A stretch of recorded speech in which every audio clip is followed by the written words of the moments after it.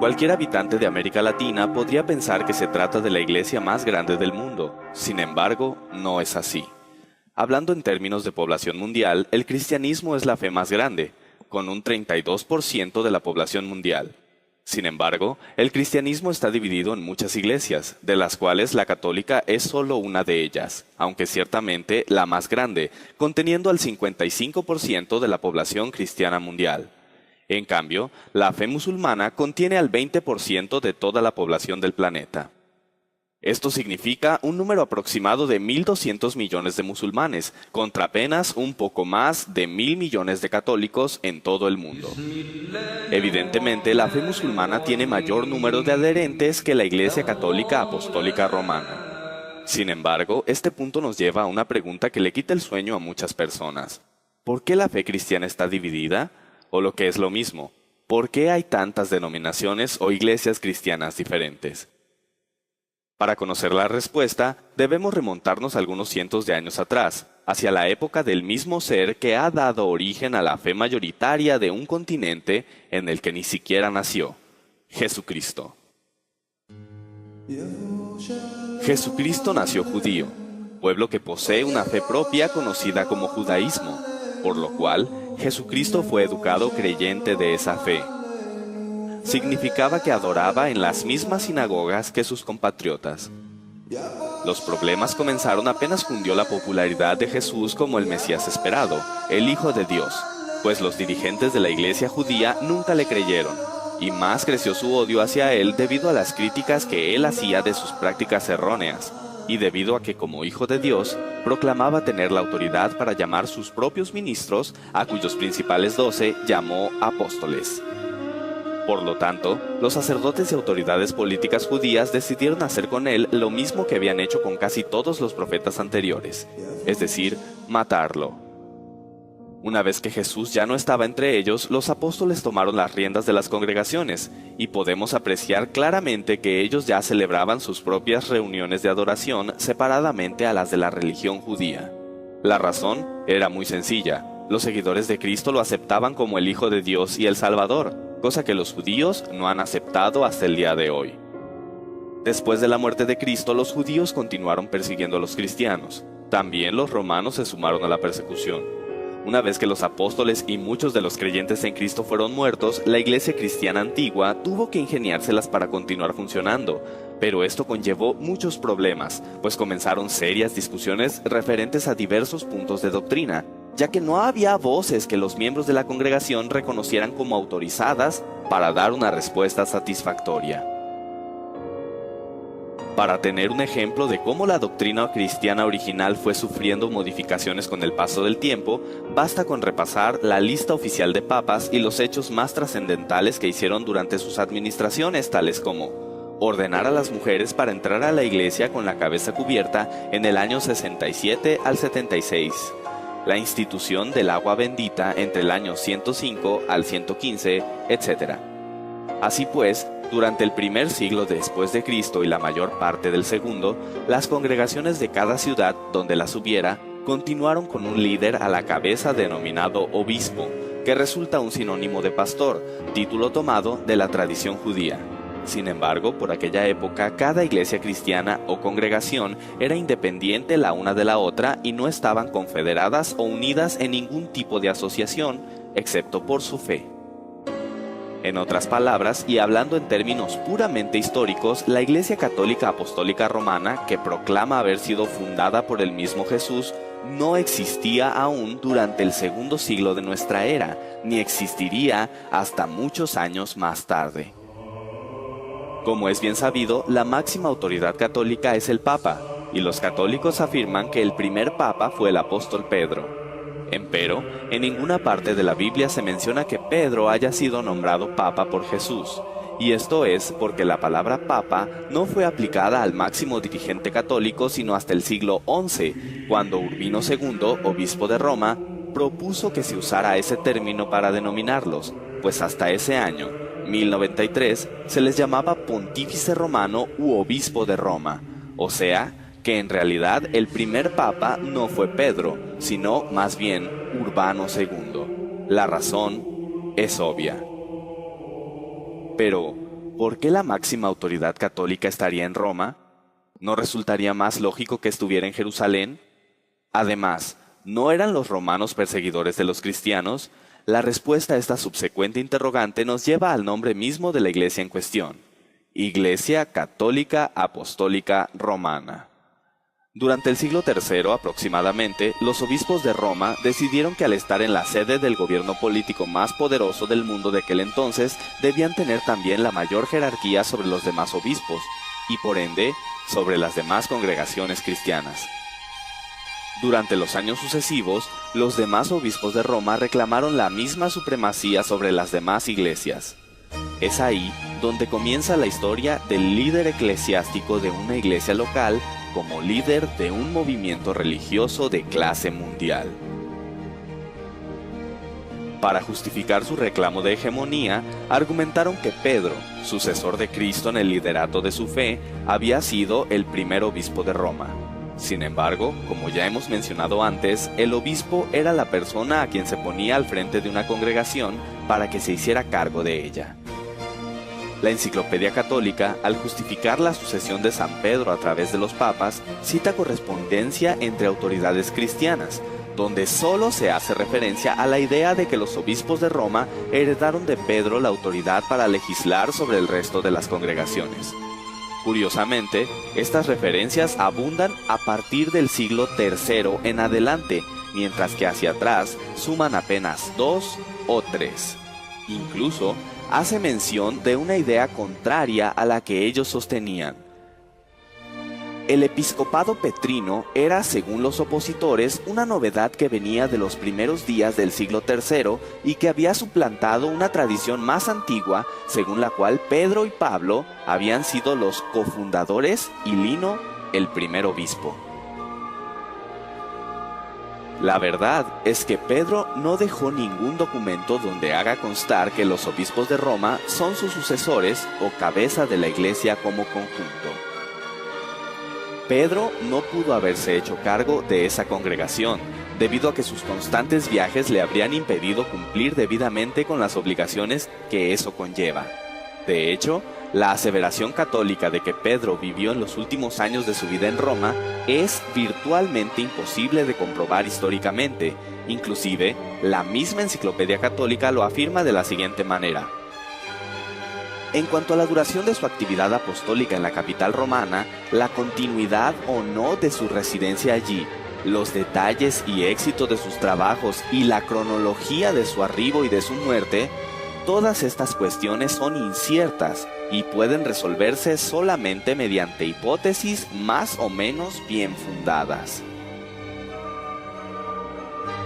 Pero, sobre todo, hay que recordar que Pedro tenía una jerarquía mayor que la de un simple pastor u obispo. Él era un apóstol, título que recibió de manos de Jesús. Roma fue considerada sede de la autoridad cristiana desde el siglo III. Pero no hay que pensar que eran aceptados por el gobierno romano. Como hemos mencionado antes, aún eran perseguidos tanto por judíos como por romanos. Sin embargo, la situación cambiaría drásticamente, cuando en el año 313, un emperador decretó el fin de la persecución hacia los cristianos. Se trataba de Constantino el Grande, quien dio el primer paso firme en la organización de una confederación de las congregaciones cristianas bajo un mismo nombre. A más de 300 años después de Cristo, la Iglesia Católica no existía aún. Después de la partida de los apóstoles, la sencillez del Evangelio fue corrompida o se fue apartando de él. Un ejemplo de todo esto es lo concerniente al bautismo, requisito indispensable para ser declarado miembro de una congregación cristiana. La palabra española bautismo significa sumergir, zambullir, hundir en el agua. La inmersión era la forma primitiva generalizada, de ello dan testimonio arqueológico las grandes fuentes bautismales del arte paleocristiano en numerosos templos cristianos en Oriente y Occidente. En el segundo siglo, el bautismo fue restringido a los 2 días festivos de la Pascua y del Pentecostés, y se necesitaba un curso de 3 años para poder recibir dicho sacramento. Para el siglo III se reconoció el bautismo infantil y posteriormente se institucionalizaría con el fin de volver al catolicismo a todo el Imperio Romano. El primer escritor cristiano que menciona el bautismo infantil es Tertuliano, y él se opuso. Nosotros no somos lavados para después cesar de pecar, sino porque hemos cesado de pecar. John L. Mosheim, en su libro Ecclesiastical History, escribe: el método antiguo de gobierno eclesiástico parecía subsistir en general todavía, mientras al mismo tiempo variaba el mando primitivo y degeneraba hacia la forma de una monarquía religiosa. Es un hecho históricamente aceptado que había pugnas de poder dentro de los círculos ministeriales del cristianismo. Sin embargo, no todos estaban dispuestos a aceptar tales reformas jerárquicas tan fácilmente. Si todas las comunidades, fraternidades cristianas son iguales, lo son sus obispos, como sucesores de los apóstoles con los mismos derechos entre sí. Por eso, los obispos o jefes de comunidades son colegas o coepiscopos. Las cuestiones que hemos mencionado hasta ahora no eran las únicas controversias que se manejaban. Era evidente que no había orden dentro del cristianismo y mucha confusión. Es ahí donde entra en escena Constantino. Nació en Naissus el 27 de febrero de 272 y a pesar de que los romanos habían perseguido ferozmente a los cristianos durante muchos años, Constantino se convirtió en su defensor, supuestamente tras haber tenido una visión en la que vio una cruz en el cielo y un sueño posterior en el que se le ordenó añadir un nuevo símbolo a su estandarte en 312 después de Cristo. Cabe hacer hincapié en que se hizo simpatizante del cristianismo, mas no se bautizó. Un año después, en 313, Constantino y Licinio, quienes eran los líderes del Imperio Occidental y Oriental respectivamente, firmaron el Edicto de Milán, en el cual se promulgaba la libertad de adoración en el Imperio Romano y daba a Constantino el título de legislador de la Iglesia. Que a los cristianos y a todos los demás se conceda libre facultad de seguir la religión que a bien tengan, sea lícito a cada uno dedicar su alma a aquella religión que estimare convenirle. De esta manera, inusitada y súbita, los cristianos tuvieron una posición diametralmente distinta dentro de la sociedad. Pero fue tan diametralmente distinta su nueva posición que, evidentemente alejados del evangelio de amor al prójimo que predicó Jesús, se convirtieron en verdugos al perseguir, torturar y asesinar a los paganos a partir de los años 314 y 315. Finalmente, en 324, Constantino declaró al cristianismo la iglesia oficial para que ésta sirviera de medio para unificar su imperio. Una vez en este punto, los cismas, contenciones, confusiones y demás problemas doctrinales se potencializaron. Temiendo que estos conflictos volvieran a dividir al imperio, Constantino convocó al llamado Concilio de Nicea, donde se pretendía llegar a un acuerdo sobre temas hasta hoy tan controversiales como la naturaleza de Dios y su relación con el Hijo y el Espíritu Santo. Había diversas facciones que proclamaban opiniones al respecto, y el emperador Constantino, aunque no entendía los detalles de las discusiones de teología griega, notó que el grupo de Atanasio no cedería, y sería complicado mantener el orden del imperio. Por esta razón, y aconsejado por Ocio, decidió en favor de Atanasio, proclamando que Jesús era consustancial con el Padre. Con esta fórmula como base, se compuso el credo niceno en el que se resumía la doctrina cristiana, porque así como la verdad cristiana nos compele a reconocer a cada una de estas personas de ser en sí misma Dios y Señor, así también la Iglesia Católica nos prohíbe decir que hay tres dioses o tres señores. Todos los que no estuvieron de acuerdo fueron excomulgados. De esta manera, queda de manifiesto que la decisión sobre quién era Dios fue tomada por un hombre que no solamente no era sacerdote, sino que ni siquiera pertenecía a la comunidad cristiana porque no había querido ser bautizado. Como Pontífex Máximo, poseía el monopolio de la legislación en asuntos de iglesia. Al organizarse la iglesia en patriarcados y diócesis durante el Concilio de Nicea, se les otorgó el mismo rango a las sedes patriarcales de Roma, Alejandría, Antioquía y Jerusalén, cuyos titulares recibieron el nombre de arzobispos.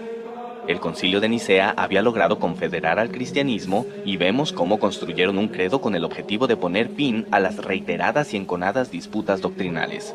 El término católico ya se empleaba antes del siglo III. De hecho, el primer registro que existe de este se encuentra en la carta del obispo San Ignacio de Antioquía a los esmirionitas en el año 110 después de Cristo. Donde esté el obispo, esté la muchedumbre, así como donde está Jesucristo, está la Iglesia Católica. Los estudiosos discuten si católico en este contexto significa universal o verdadera, auténtica. Durante las persecuciones, desde los primeros siglos, cuando preguntaban a los cristianos a qué iglesia pertenecían, decían a la católica. Bajo este concepto podemos entender que usaban el término iglesia católica no porque la iglesia así se llamara. Usaban el término católico para referirse a que pertenecían a la iglesia verdadera, es decir, la iglesia de Cristo, dando a entender que las demás iglesias eran falsas. Fue hasta el siglo IV cuando la iglesia que Constantino organizó fue nombrada católica. Actualmente se prefiere el significado universal para el término católico. En este punto realmente nace lo que ahora conocemos como Iglesia Católica y podemos entender entonces por qué la nacionalidad romana va junto a su nombre. Cuando Constantino cambia la capital del imperio a Bizancio, el obispo de esa ciudad quiso tener la misma preponderancia que su colega romano. Esto es una prueba de que la hegemonía del obispo romano sobre el resto de la iglesia se debe a su ubicación en la capital romana y que la supuesta sucesión de San Pedro es solo un pretexto. En el Cuarto Concilio Ecuménico celebrado en Calcedonia en el año 451, se reconoció a Constantinopla el mismo primado que a Roma. En este concilio ecuménico, el obispo de Constantinopla pasó a recibir el título de Patriarca Ecuménico. El obispo de Roma, León I, se opone a estas medidas y además decide resaltar su primacía adoptando el título de Pontifex Máximo que el entonces emperador romano, Flavio Graciano, había dejado de usar. Este deseo de primacía absoluta por parte de Roma conducirá, entre otros motivos, a que en 1054 se produzca el cisma de Oriente y Occidente, es decir, la división del cristianismo entre la Iglesia Católica Apostólica Romana y la Iglesia Católica Ortodoxa, que cuenta con 300 millones de miembros en todo el mundo. Pero Constantino no se enteraría de estos pleitos, pues moriría el 22 de mayo del año 337. Antes de morir, decidió que era el momento de bautizarse, y lo hizo en su lecho de muerte. Curiosamente, su bautismo fue oficiado por uno de los obispos que estuvo en contra del credo de Nicea, Eusebio de Nicomedia.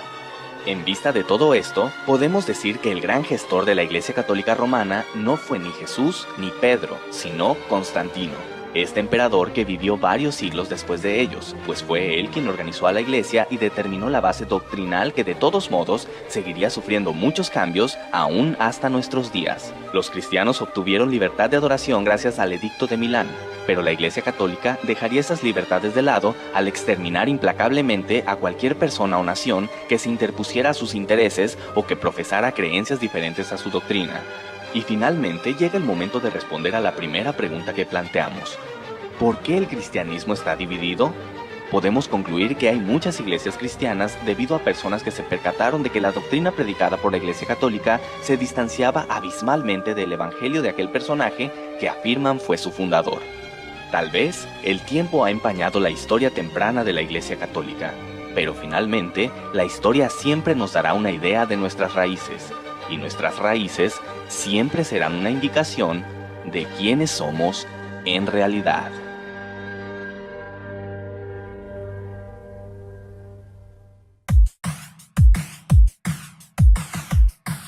Lo más lógico sería pensar que los libros que la Biblia incluye están enlistados en orden cronológico, es decir, que el del inicio se inscribió primero y el del final fue el último en escribirse.